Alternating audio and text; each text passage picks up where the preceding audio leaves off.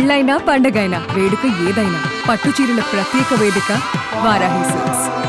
నిజామాబాద్ పసుపు రైతు కళ ఫలించింది. సంక్రాంతి పర్వదినం వేళ నిజామాబాద్లో జాతీయ పసుపు బోర్డు కార్యాలయాన్ని కేంద్ర వాణిజ్య పరిశ్రమల శాఖ మంత్రి పీయూష్ గోయల్ ఢిల్లీ నుంచి వర్చువల్గా ప్రారంభించారు.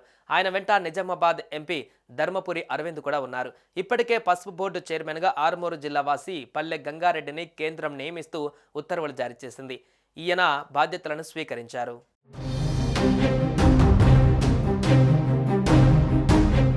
నిజామాబాద్లో పసుపు బోర్డును ఏర్పాటు చేయనున్నట్లు గత అసెంబ్లీ ఎన్నికల ప్రచారం సందర్భంగా 2023 అక్టోబర్ 1న మహబూబ్ నగర్ సభలో ప్రధాని మోదీ ప్రకటించారు.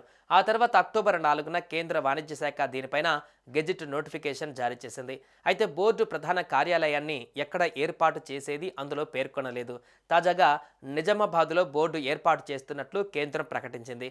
దానికి చైర్మన్గా నిజామాబాద్ జిల్లా ఆరుమూరు మండలం అంకాపూర్ గ్రామానికి చెందిన బీజేపీ నాయకుడు పల్లె గంగారెడ్డిని నియమించింది. ఇక బోర్డు ప్రారంభోత్సవం సందర్భంగా కేంద్ర మంత్రి పీయూష్ గోయల్ ఢిల్లీలో మాట్లాడారు. పసుపు బోర్డును సరైన దిశలో నడిపించాలని అన్నారు. పల్లె గంగారెడ్డి పైన బృహత్తర బాధ్యతను పెట్టామని తెలిపారు. సంక్రాంతి పర్వదినం రోజున పసుపు రైతులకు ప్రధాని నరేంద్ర మోదీ పసుపు బోర్డును గిఫ్ట్గా ఇచ్చారని చెప్పారు.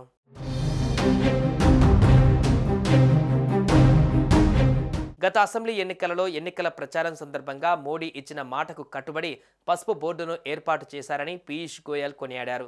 ఈ నేపథ్యంలో ప్రధానికి తాను హృదయపూర్వక ధన్యవాదాలు తెలుపుతున్నానని అన్నారు. తెలంగాణతో సహా మొత్తం 20 రాష్ట్రాలలో మొత్తం 30 రకాల పసుపును పండిస్తున్నాయని, పసుపు బోర్డు కోసం 40 ఏళ్లుగా రైతులు పోరాటం చేశారని అన్నారు.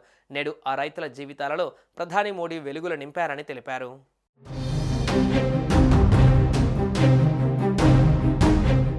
సుమన్ టీవీలో మీ పర్సనల్ అండ్ బిజినెస్ ప్రమోషన్స్ కోసం కింది నెంబర్కి కాంటాక్ట్ చేయండి.